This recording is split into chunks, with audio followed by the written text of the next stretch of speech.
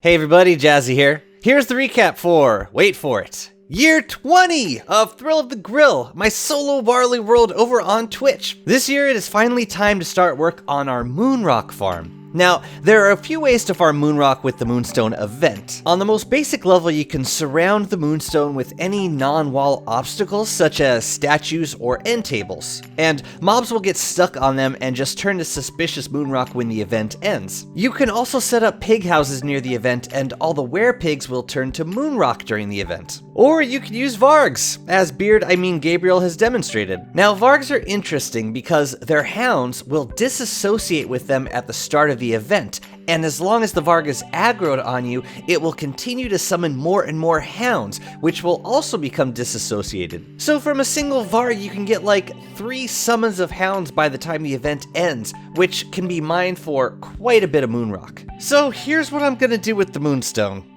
I'm gonna build 4 varg pens. That many vargs producing hounds during the event should fill most of our Moonrock needs, unless I really start spamming moon walls. So the first thing we need to do is slam some honey powder cake and mine out the surrounding forest. We're gonna need a lot of rocks for the statues anyway, so it's nice that they can be gathered right here. I'm placing down carpet where each of the 1-tile pens are going to be. They need to be a few tiles away from the wall of the moonstone so that the hounds don't aggro on me while I'm mining the moonrock.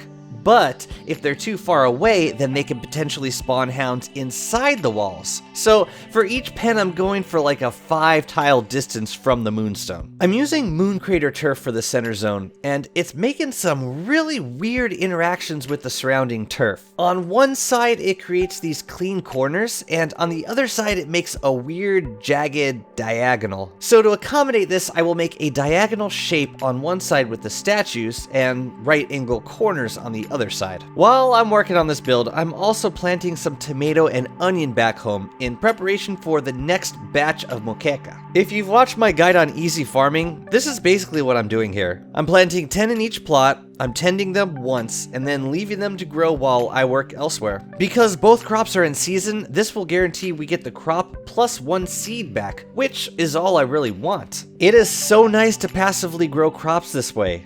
Tomato and onion are great to grow together because outside of winter, they're always in season. I made a short trip to the lunar island to collect some glass. I'm going to use glass for sculptures around the moonstone, and I think I want to use both sketches that we get from the celestial altar. Another thing I can farm while working on the moonstone build is marble.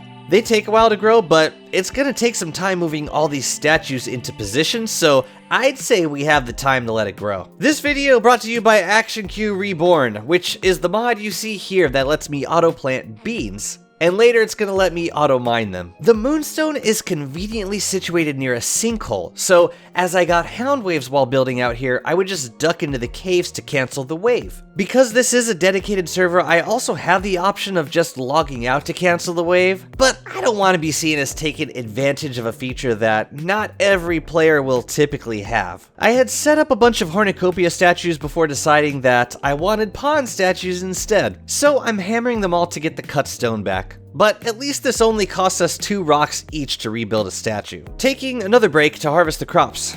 We actually got 2 seeds back from the onion plants. There must have been some rain that hydrated the crops for at least 1 growth phase, and that got the stress points down under 7. Works for me. I'm going to replant them and do it again. I did do a tree harvest with Berger. It was later in the season, and I probably only had a few more days before the trees lost their foliage, so this was really our only chance to get this in. By the beginning of winter, the statues around the moonstone are finished. I went with a combination of lunar glass statues for the corners and then stone pond statues for the actual walls. I think it's pretty. But we also need to turf up the surrounding area to prevent regrowth from taking this forest back from us. I'm gonna cover it in cobble for now, but I might replace it with something else later. I snuck in a no-hit claws fight, but because I forgot to bring a thermal stone, I ended up taking a fair bit of damage from the ice deer. The loot was pretty stank though.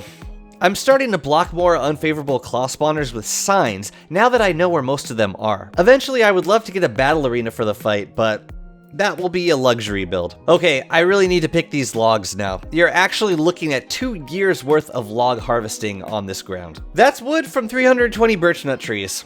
I've been dreading this and actually considered for the first time in the run doing the work off camera. But for the sake of continuity, I resisted the urge, so chat got to enjoy the experience. It took 3 full days just to pick up the logs, and another 2 days to craft the boards, and another day to make the cobblestone. I just love the image of a single chest jam-packed with gifts, containing actual roads, crafted from the wood of hundreds of trees. Day 1372, I'm finishing up the first VARG pen.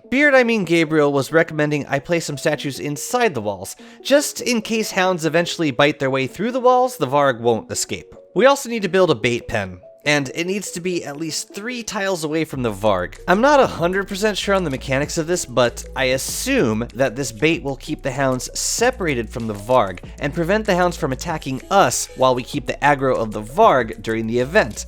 Plus, after the event, we can also mine the MOONROCK without having to worry about getting attacked. Okay, at this point, I'm ready to bring the first VARG into the pen. We currently have one in the world, chilling in back of the mosaic biome. Before telelocating the VARG, we need to lure it a little bit closer to the moonstone biome, and here's why. First, we have a gemmed up telelocator focus on the lunar island, which happens to be closer to the mosaic biome than the moonstone. So in order to target the correct focus, we need to get a little bit closer. Second, as soon as we telelocate the VARG, the hounds are going to start running straight to its new location. If there is ocean in that path, then there's a danger of hounds getting stuck in an unloaded ocean area. We would basically have to sail along with the hounds to keep them loaded until they reach land. But the easier solution is to maneuver the entourage until there is no water between us and our destination. Fortunately, luring the VARG is really easy because it's hard to lose its aggro. Then when we're close enough, we just put everybody to sleep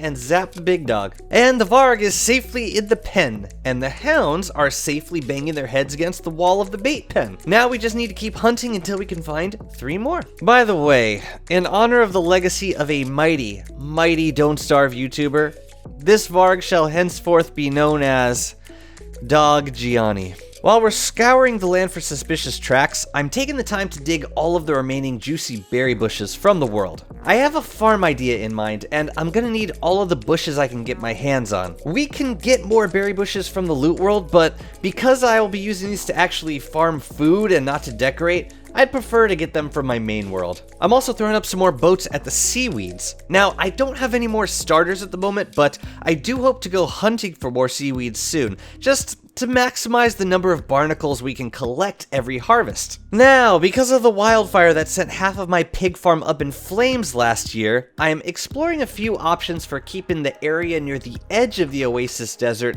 a little bit safer from wildfires. And this is important because whenever I'm not standing inside the sandstorm during summer, there's a chance of any item or structure nearby catching a wildfire. So what I'm gonna do is create this perimeter of lure plants, and because lure plants have the highest wildfire priority, in theory, this will help to catch any smoldering that happens while I'm outside the desert. This just means we need to limit our choice of turfs around here to those that will block the spawning of eye plants. That shouldn't be too hard, there's actually quite a few options here. Hey, check it out! Remember those beefalo from the pageant? Yeah, they all started their own herds, so now we have 3 beefalo herds a couple tiles away from my gecko pen. You know, if we want to get all big picture in this moment, it is pretty sweet that we now have an easy way of duplicating beefalo herds that doesn't involve letting a fully domesticated beefalo go feral. But I'm not thinking big picture in this moment. I'm thinking I want them gone. There will very likely be a culling.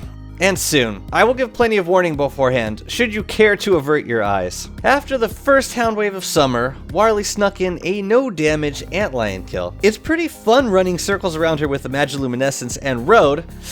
I just really don't want to get hit. I'm digging up a new area close to the edge of the desert. And this is gonna be a big old bush farm. That is stone fruits and juicy berries. Building it within range of a flingo because I would like to keep it running during summer. Plus, I'd hate to see a wildfire take out all of my stone fruit in one fell swoop. I really wanted to test drive the moonstone with the VARG, so I went to try it during summer. It did not go well. First, a pine cone started to smolder and ended up burning the pigskin in the bait pen. So the hounds ran back to the VARG and I had to quickly set up some more bait and get them back on it. and then the Varg fell asleep. I forgot to get its aggro before firing up the event, so I telepoofed and smacked it for an aggro. And then when I poofed back inside, he lost aggro and went back to sleep. Apparently he does that when you telepoof. So it was not the most glorious first run, but next time, we'll do better. Honestly, standing in the middle of a tinderbox in the dead of summer, what was I even thinking? Anyways, I'm back home and I'm working on this bush farm. I'm not putting as many berry bushes in as I could because they're very tall and large, and too many close together feels a bit much. Besides, I only really want the berries for making glowberry mousse, and I won't need more than 40 at a time. That's like only 14 bushes. Eventually, I would love to have the bottom half filled with stone fruit sprouts because they will never need fertilization. But until we get enough sprouts for that, part of the farm will be filled in with transplanted bushes. And that is all for year 20. Big shout out to Gabriel for helping me out with the Varg farm, and I'll put a link to his guide in the description. Next year, we hunt for vargs and seaweeds. We will also hit up Fuel Weaver and head straight to the ruins. I hope you're enjoying these recaps. Thank you so much for sticking with me through this series, and I hope to catch you live next time over on Twitch. Take care.